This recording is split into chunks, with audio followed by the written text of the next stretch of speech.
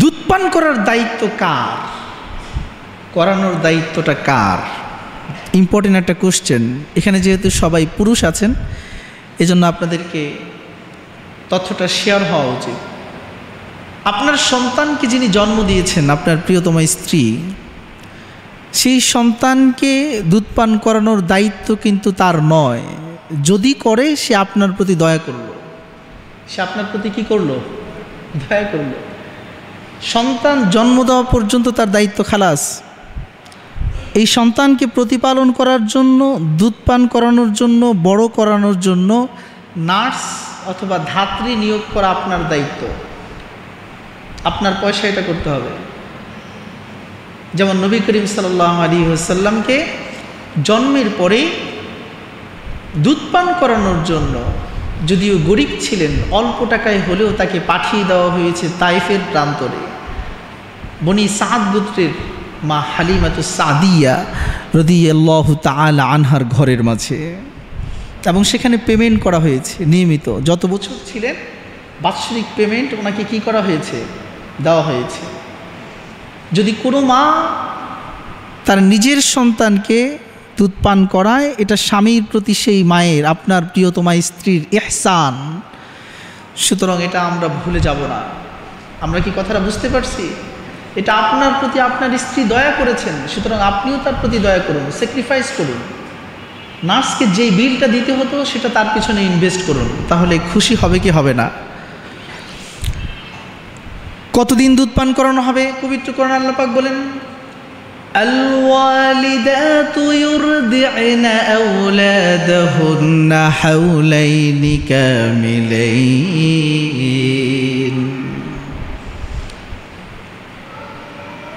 সন্তান যখন জন্ম নেবে, জন্মের পরে তার মা, সূরাতুল বাকারার 2 নম্বর সূরা 233 নম্বর আয়াতে আল্লাহ পাক আমাদেরকে ফরমান দিয়েছেন যে মায়েরা তাদের সন্তানদেরকে 2 বছর পর্যন্ত দুধ পান করাবে। কয় বছর? 2 বছর। এটার উপরেই বর্তমান ফতুয়া। ইমামগণ 3টা মত দিয়েছেন। অধিকাংশ ইমাম বলেছেন 2 বছর, যেটা কোরআন বলছে। ইমাম আবু হানিফা রাহিমাহুল্লাহ বলছেন 2.5 বছর। কত বছর? 2.5 বছর। ইমাম জুফর রাহিমাহুল্লাহ বলছেন 3 বছর। ইমাম আবু হানিফা রাহিমাহুল্লাহ 2.5 বছর বলেছেন। কিভাবে? সেটাও কোরআন থেকে। পবিত্র কোরআনের সূরা আহকাফ 46 নম্বর সূরার 15 নম্বর আয়াতে আল্লাহ পাক বলেন, ওয়া হামলুহু ওয়া ফিসালুহু 30 শাহরা। যখন মায়েরা সন্তানকে গর্ভে ধারণ করে, গর্ভে ধারণ করার পর গর্ভ থেকে সন্তান জন্ম নিয়ে তার দুধ ছাড়ানোর সময় হলো 30 মাস। কয় মাস? 30 মাস। ক্যালকুলেশন বুঝতে হবে কেন ইমাম আজম আবু হানিফা রাহিমাহুল্লাহকে বড় ইমাম বলা হয়, কেন তাকে বড় ইমাম বলা হয়? ওয়া হামলুহু ওয়া ফিসালুহু 30 শাহরা। ইমাম আজম আবু হানিফা রাহিমাহুল্লাহ বলছেন যে 30 মাসকে গর্ভধারণ এবং সন্তান খালাসের সময় হিসেবে উল্লেখ করেছেন আল্লাহ সুবহানাহু ওয়া তাআলা। ফলে এটার ক্যালকুলেশন 2 ভাবে হবে। প্রথম হলো যে সন্তানের প্রথম দুধ ছাড়ানোর সময় হলো 2 বছর। যদি 2 বছরের মাঝে সন্তান পরিপূর্ণ খাবারে অভ্যস্ত না হয়, তাহলে তাকে আরও 6 মাসের সুযোগ কি দেওয়া হবে। কিভাবে? আল্লাহ পাক বলছে ফিসল মানে হলো বিচ্ছিন্ন করা, মায়ের থেকে বিচ্ছিন্ন করা। এই বিচ্ছিন্ন করার সময় 30 মাস। 2 বছরে কয় মাস? 2 বছরে কয় মাস? 24 মাস। 24-এর সাথে যদি আরও আধা বছর যোগ করেন, কয় মাস? 6 মাস।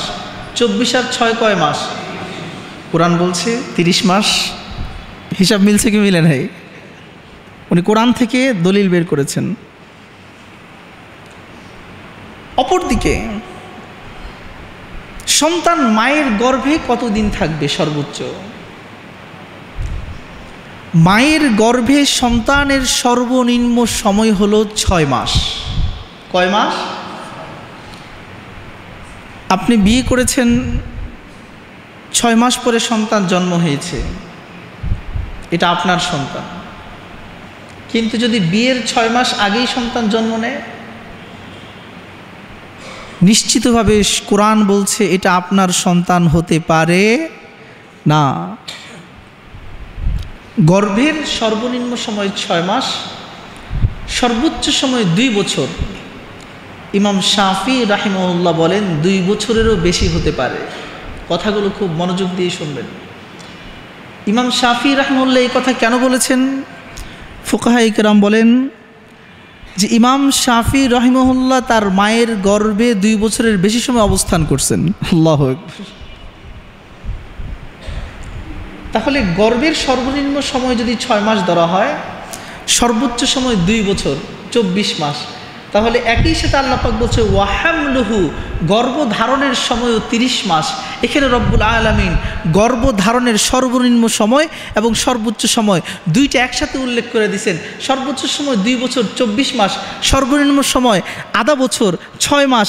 24 আর 6 কয় মাস? সংখ্যা কত? 30 শাহরা। তার গর্ভধারণের সর্বনিম্ন এবং সর্বোচ্চ সময় 30 মাস, 6 মাস সর্বনিম্ন, 2 বছর সর্বোচ্চ, দুইটা মিলায় হয়ে গেছে 30 মাস।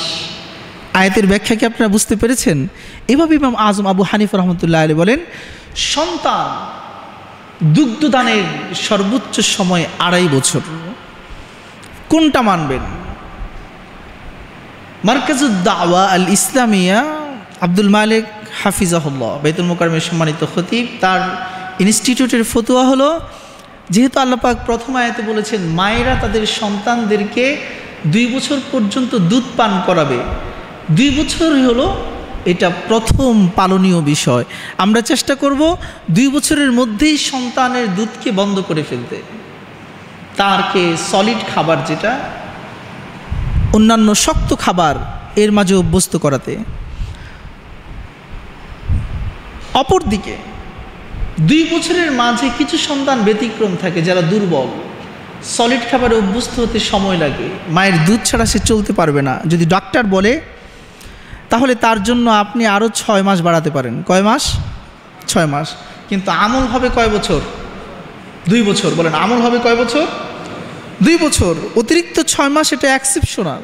ডাক্তারের সাথে পরামর্শ করে তিনি যদি অনুমতি দেন এবং বলেন যে আপনার লাগবেই, না হলে সন্তানের ক্ষতি হবে, তার গ্রোথে প্রবলেম হবে এবং বিভিন্ন ফিজিক্যাল সমস্যা দেখা দিতে পারে, তাহলে আপনি অতিরিক্ত 6 মাসকে সংযোজন করতে পারেন।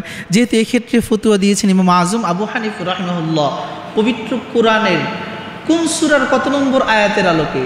46 নম্বর সূরার 15 নম্বর আয়াতের আলোকে ওয়াহামলুহু ওয়া ফিসালুহু 30 শাহরা, যে সন্তান মায়ের গর্ভে থাকা এবং মায়ের থেকে আলাদা হওয়ার সময় হলো 30 মাস।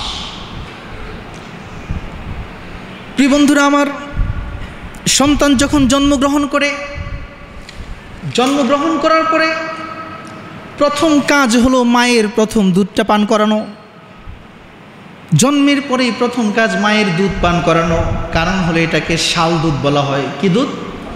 শাল দুধ। ডাক্তাররা বলেন এটা হলো সন্তানের জন্য অ্যান্টিডোজ, প্রথম টিকা। অনেক মা আছে শাল দুধ ফেলে দেয়, এটা হলো সবচেয়ে বড় ভুল। আল্লাহ পাক এই শাল দুধের মাঝে একটি নবজাতককে যত ধরনের ভাইরাস আক্রমণ করতে পারে তার অ্যান্টিভাইরাস মায়ের প্রথম দুধের মাঝে আল্লাহ পাক রেখে দিয়েছেন।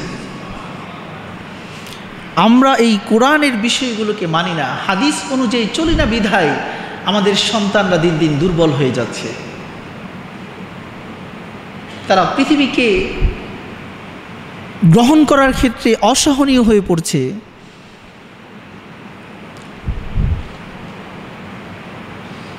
এটা তো হলো আপন মায়ের ক্ষেত্রে। কেউ যখন দুধ পান করায় সন্তানকে, তাকে দুধমা বলা হয়।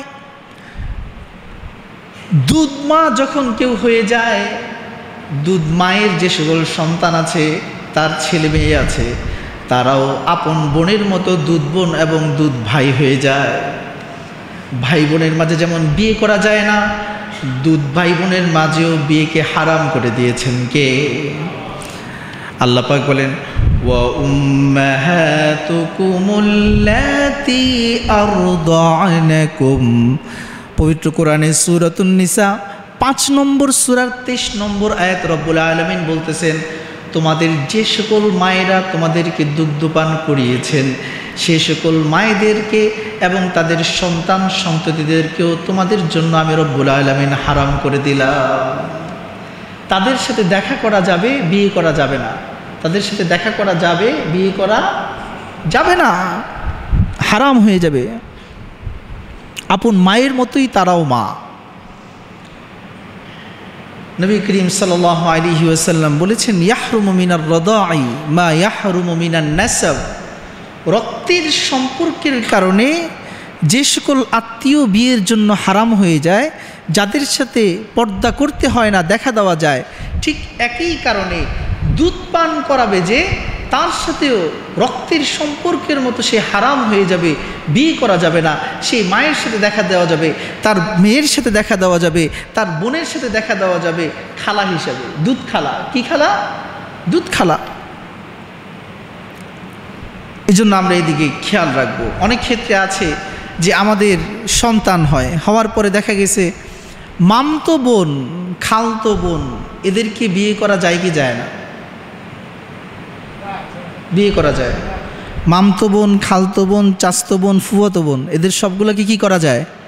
বিয়ে করা যায়। বিয়ে করা গেলে পর্দা করা ফরজ। বিয়ে করা গেলে পর্দা করা কি? যাকে আপনি বিয়ে করতে পারবেন তাকে আপনি দেখতে পারবেন না।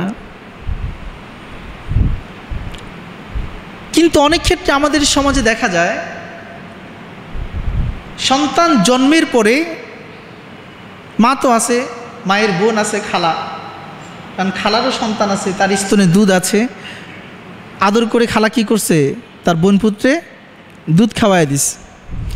মনে রাখতে হবে, সন্তান যদি 2.5 বছরের মধ্যে যে কোনো নারীর দুধ পান করে, ওই নারীর বংশের সাথেও তার আপন মায়ের মতো কি হয়ে যাবে? সম্পর্ক হয়ে যাবে, বিবাহের সম্পর্ক।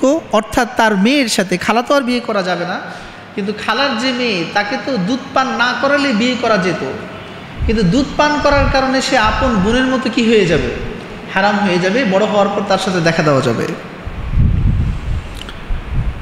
এই ক্ষেত্রে আমরা অনেকে খেয়াল করি না যে শৈশবে দুধ পান করাইছে, বড় হয়েছে, এটাকে আমরা কি দেই না? গুরুত্ব দেই না, বিবাহ করায় দিচ্ছি। এই সামাজিক সচেতনতা আমাদের অনেক বেশি জরুরি। যদি আমি করায় দিই, সারা জীবন একটি হারাম সম্পর্কের মাঝে তাদেরকে আবদ্ধ করে দিলাম। প্রিয় বন্ধুরা আমার, বিশ্বনবীর যে আজাদকৃত দাসীর থেকে দুধ পান করেছেন সুয়াইবা মোট 3 জনকে দুধ পান করাইছেন। এক হলো আবু সালামা, আরেক হলো হামজাত ইবনে আব্দুল মুত্তালিব, আরেক হলেন আমার আপনার নবী, প্রিয় নবী মুহাম্মাদুর রাসূলুল্লাহ সাল্লাল্লাহু আলাইহি ওয়াসাল্লাম। সুয়াইবা মা হালিমাতুস সাদিয়া আসার আগ পর্যন্ত নবীজির ঘরে যেই 6 দিন ছিলেন দুধ পান করিয়েছেন।